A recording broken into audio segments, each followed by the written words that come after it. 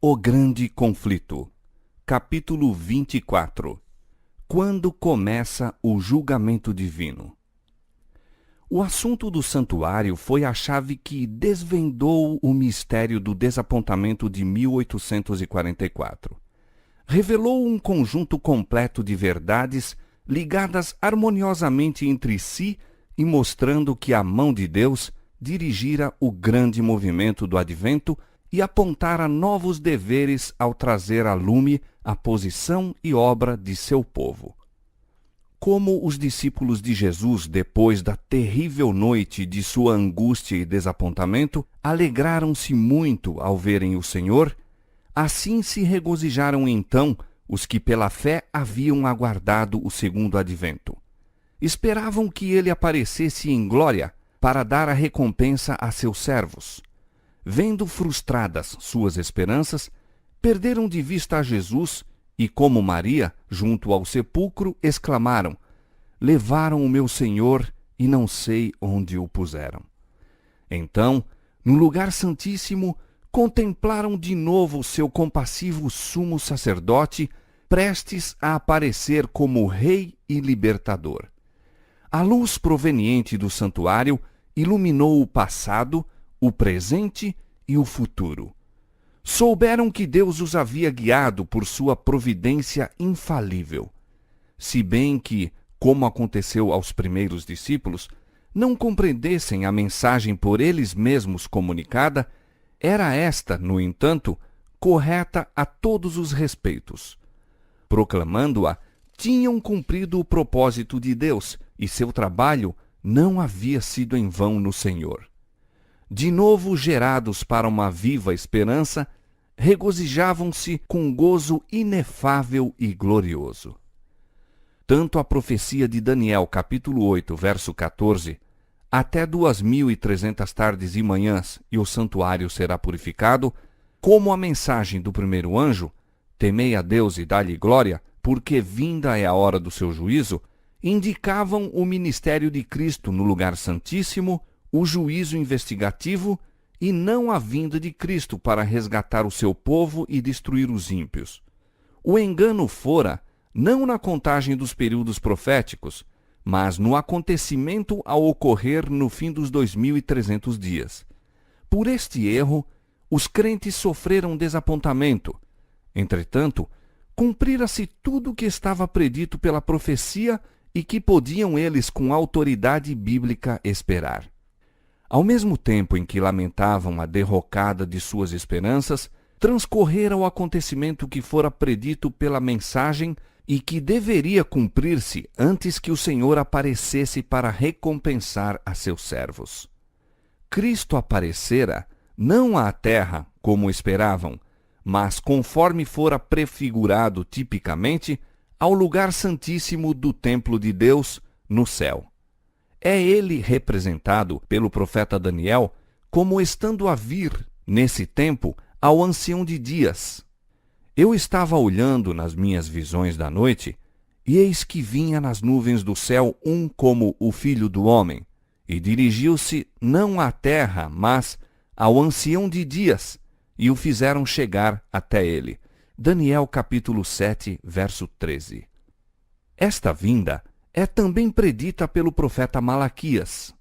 De repente virá ao seu templo o Senhor, a quem vós buscais, o anjo do concerto, a quem vós desejais. Eis que vem, diz o Senhor dos Exércitos. Malaquias capítulo 3, verso 1. A vinda do Senhor a seu templo foi súbita, inesperada para seu povo. Não o buscaram ali. Esperavam que viesse à terra, como labareda de fogo, tomando vingança dos que não conhecem a Deus e dos que não obedecem ao Evangelho. 2 Tessalonicenses, capítulo 1, verso 8.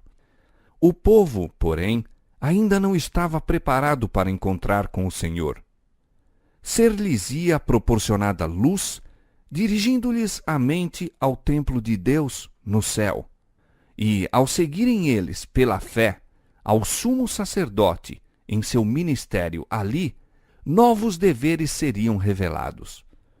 Outra mensagem de advertência e instrução deveria dar-se à igreja. Quando ela se houver realizado, os seguidores de Cristo estarão prontos para o seu aparecimento.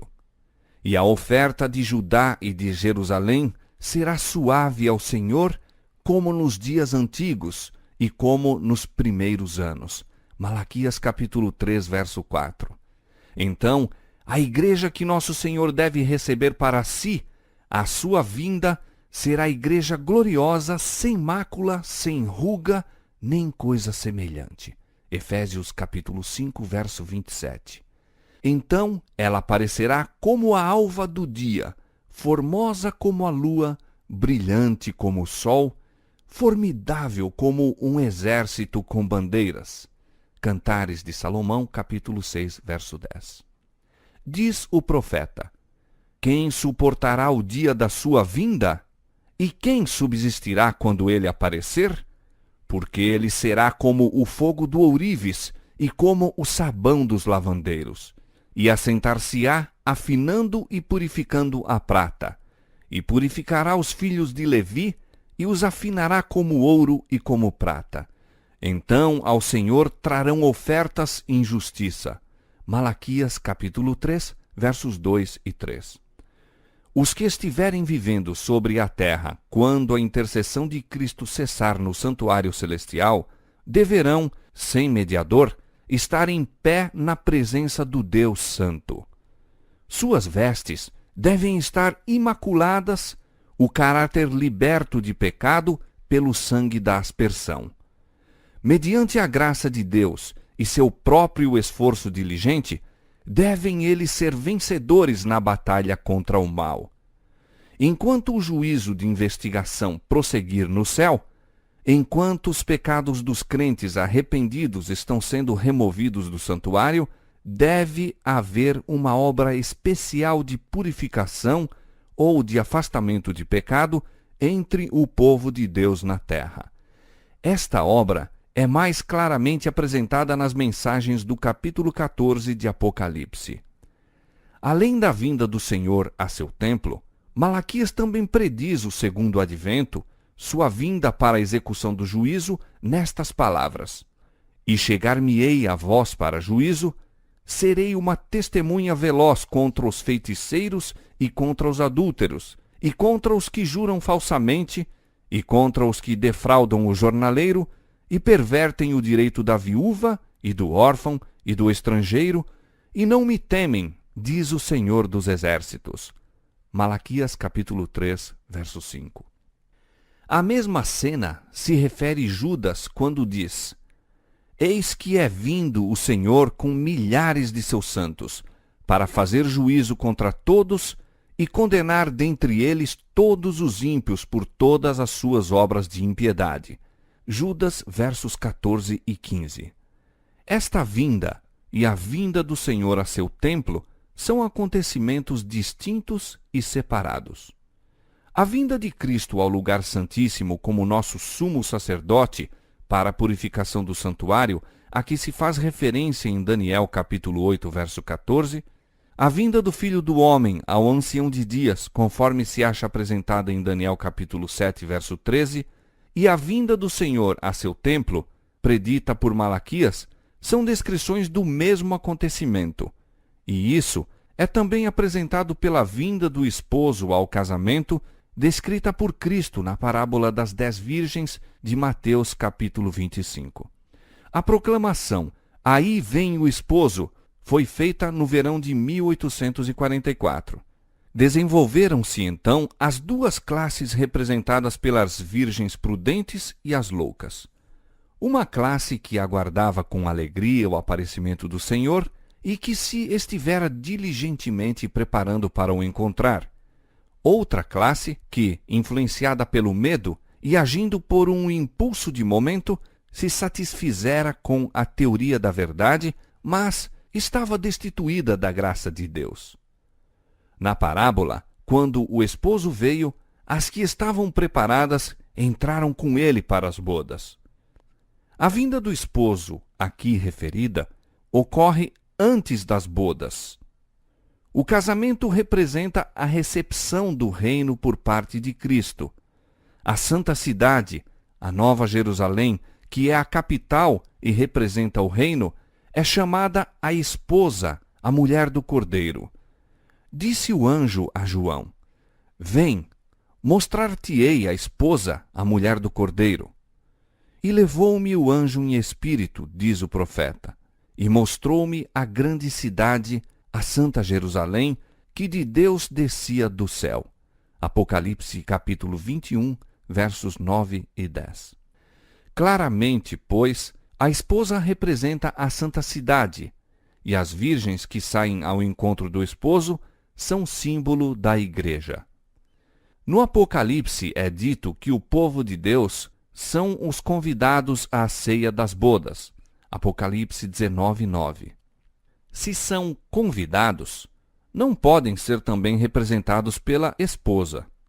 Cristo, conforme foi declarado pelo profeta Daniel, receberá do ancião de dias, no céu, o domínio e a honra e o reino.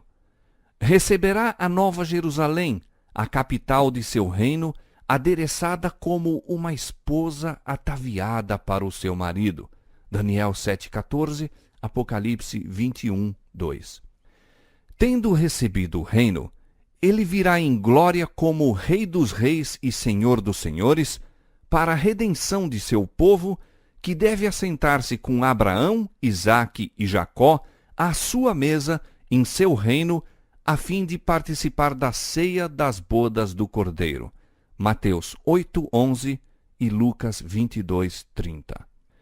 A proclamação "Aí vem o esposo", feita no verão de 1844, levou milhares a esperar o imediato advento do Senhor.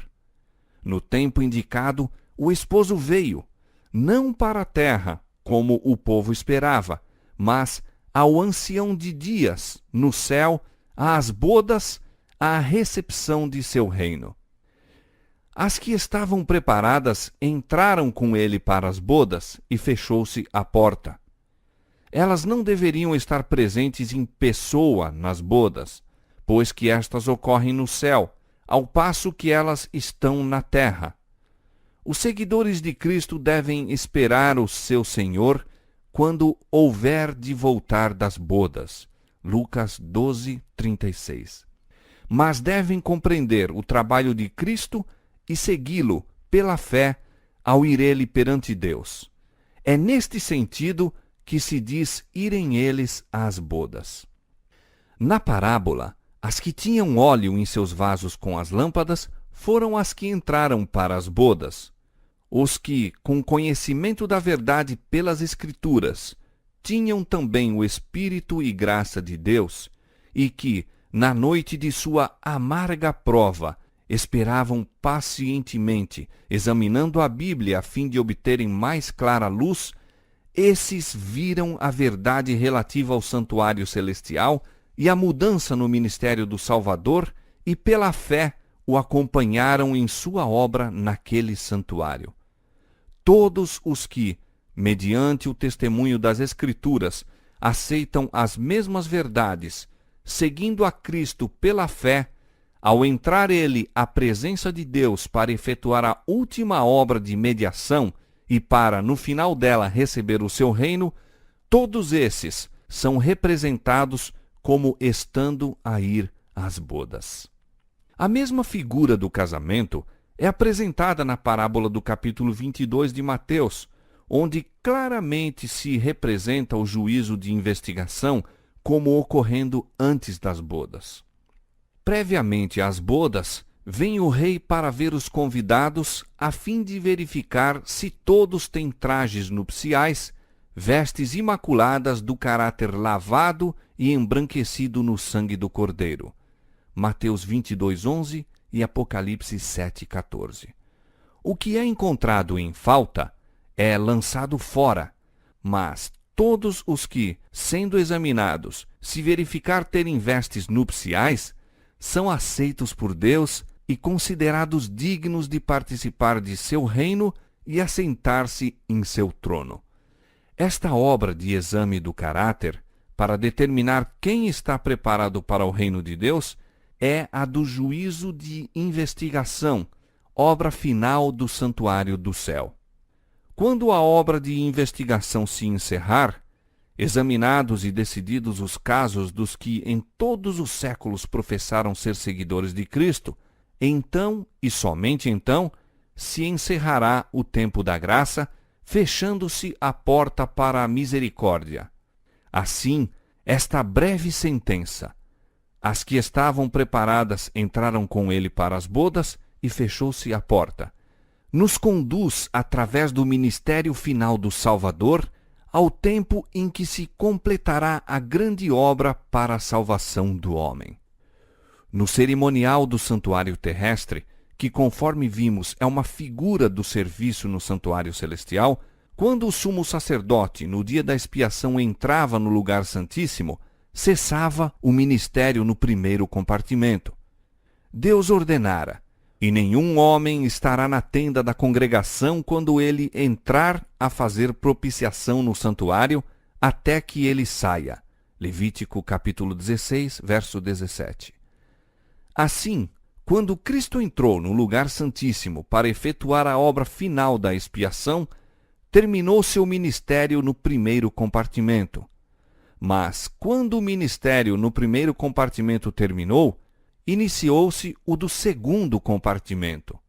Quando, no cerimonial típico, o sumo sacerdote deixava o lugar santo no dia da expiação, entrava perante Deus para apresentar o sangue da oferta pelo pecado em favor de todos os israelitas que verdadeiramente se arrependiam de suas transgressões. Assim, Cristo apenas completara uma parte de sua obra como nosso intercessor para iniciar outra, e ainda pleiteia com seu sangue perante o Pai em favor dos pecadores. Este assunto não foi entendido pelos adventistas em 1844. Depois de passado o tempo em que era esperado nosso Salvador, acreditavam eles ainda estar próxima sua vinda. Mantinham a opinião de haverem chegado a uma crise importante e de que cessara a obra de Cristo como intercessor do homem perante Deus.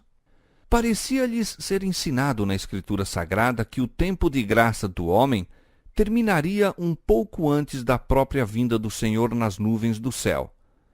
Isto parecia evidenciar-se nas passagens que indicavam o tempo em que os homens hão de procurar, bater e clamar à porta da graça, mas esta não se abrirá. E surgiu entre eles a questão de saber se a data em que haviam aguardado a vinda de Cristo não marcaria porventura o começo deste período que deveria preceder imediatamente a sua vinda. Tendo dado a advertência da proximidade do juízo, sentiam que sua obra em favor do mundo se achava feita, e não mais sentiam o dever de trabalhar pela salvação dos pecadores, enquanto o escárnio ousado e blasfemo dos ímpios lhes parecia outra evidência de que o Espírito de Deus se retirara dos que rejeitavam a misericórdia divina. Tudo isto os confirmava na crença de que o tempo da graça findara, ou, como eles então o exprimiam, a porta da graça se fechara. Uma luz mais clara, porém, surgiu pela investigação do assunto do santuário. Viam agora que estavam certos em crer que o fim dos 2.300 dias em 1844 assinalava uma crise importante. Mas, conquanto fosse verdade que se achasse fechada a porta da esperança e graça pela qual os homens durante 1.800 anos encontraram acesso a Deus, outra porta se abrira, e oferecia-se o perdão dos pecados aos homens mediante a intercessão de Cristo no lugar santíssimo. Encerrara-se uma parte de seu ministério apenas para dar lugar a outra.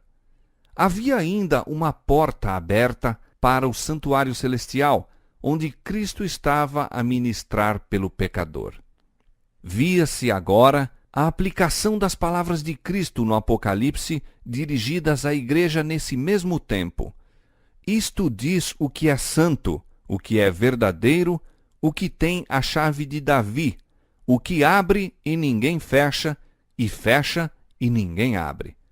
Eu sei as tuas obras, e eis que diante de ti pus uma porta aberta, e ninguém a pode fechar. Apocalipse capítulo 3, versos 7 e 8. Os que, pela fé, seguem a Jesus na grande obra da expiação, recebem os benefícios de sua mediação em seu favor, enquanto os que rejeitam a luz apresentada neste ministério não são por ela beneficiados. Os judeus que rejeitaram a luz dada por ocasião do primeiro advento de Cristo e se recusaram a crer nele como Salvador do mundo, não poderiam receber o perdão por meio dele. Quando Jesus, depois da ascensão, pelo seu próprio sangue, entrou no santuário celestial, a fim de derramar sobre os discípulos as bênçãos de sua mediação, os judeus foram deixados em completas trevas, continuando com os sacrifícios e ofertas inúteis.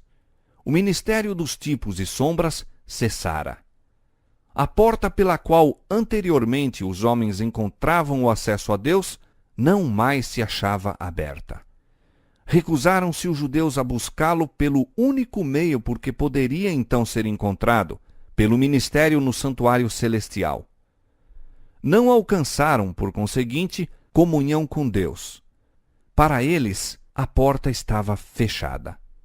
Não conheciam a Cristo como o verdadeiro sacrifício e o único mediador perante Deus. Daí, o não poderem receber os benefícios de sua mediação. O estado dos judeus incrédulos ilustra a condição dos indiferentes e incrédulos entre os professos cristãos que voluntariamente ignoram a obra de nosso misericordioso sumo sacerdote. No cerimonial típico, quando o sumo sacerdote entrava no lugar santíssimo, exigia-se de todos os israelitas que se reunissem em redor do santuário e do modo mais solene humilhassem a alma perante Deus, para que recebessem o perdão dos pecados e não fossem extirpados da congregação. Quanto mais importante não é que neste dia antitípico da expiação compreendamos a obra de nosso sumo sacerdote e saibamos quais os deveres que de nós se requerem. Os homens não podem impunemente rejeitar as advertências que Deus, em sua misericórdia, lhes envia. No tempo de Noé, uma mensagem do céu foi endereçada ao mundo, e a salvação do povo dependia da maneira como a recebesse. Rejeitada a advertência, o Espírito de Deus foi retirado da raça pecadora e pereceram nas águas do dilúvio. Nos dias de Abraão, a misericórdia cessou de contender com os culposos habitantes de Sodoma, e todos, com exceção de Ló, a esposa e 2 filhas, foram consumidos pelo fogo enviado do céu. Assim foi nos dias de Cristo. O Filho de Deus declarara aos judeus incrédulos daquela geração: vossa casa vai ficar-vos deserta. Mateus 23, 38. Olhando através dos tempos para os últimos dias, o mesmo poder infinito declara a respeito dos que não receberam o amor da verdade para se salvarem. Por isso, Deus lhes enviará a operação do erro para que creiam a mentira, para que sejam julgados todos os que não creram a verdade, antes tiveram prazer na iniquidade. 2 Tessalonicenses capítulo 2, versos 10 a 12. Sendo rejeitados os ensinos de sua palavra, Deus retira o seu espírito e os deixa entregues aos enganos que amam. Cristo, porém, intercede ainda em favor do homem e luz será concedida aos que a buscam. Posto que isso não fosse, a princípio, compreendido pelos adventistas, tornou-se mais tarde claro ao começarem a desvendar-se-lhes as passagens que definem a sua verdadeira posição. O transcurso do tempo em 1844 foi seguido de um período de grande prova para os que ainda mantinham a fé do advento. Seu único alívio, no que dizia respeito a determinar sua verdadeira posição, era a luz que lhes dirigia o Espírito ao santuário celestial. Alguns renunciaram à fé na contagem anterior dos períodos proféticos e atribuíram a forças humanas ou satânicas a poderosa influência do Espírito Santo que acompanhara o movimento adventista. Outra classe sustentava firmemente que o Senhor os guiara na experiência por que passaram, e, como esperassem, vigiassem e orassem, a fim de conhecer a vontade de Deus, viram que seu grande sumo sacerdote começara a desempenhar outra parte do ministério e, seguindo-o pela fé, foram levados a ver também a obra final da Igreja. Obtiveram mais clara compreensão das mensagens do primeiro e segundo anjos e ficaram habilitados a receber e dar ao mundo a solene advertência do terceiro anjo de Apocalipse, capítulo 14.